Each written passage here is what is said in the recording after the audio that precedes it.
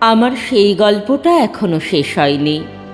শোনো, পাহাড়টা আগেই বলেছি ভালোবেসেছিল মেঘকে, আর মেঘ কিভাবে শুকনো খটখটে পাহাড়টাকে বানিয়ে তুলেছিল ২৬ বছরের ছোকরা, সে তো আগেই শুনেছ। সেদিন ছিল পাহাড়টার জন্মদিন। পাহাড় মেঘকে বললে, আজ তুমি লাল শাড়ি পরে আসবে। মেঘ পাহাড়কে বললে, আজ তোমাকে স্নান করিয়ে দেব চন্দন জলে। ভালোবাসলে নারীরা হয়ে যায় নরম নদী, পুরুষেরা জ্বলন্ত কাঠ।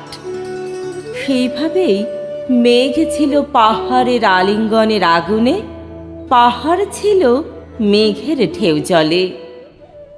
হঠাৎ আকাশ জুড়ে বেজে উঠল ঝড়ের জগঝম্প।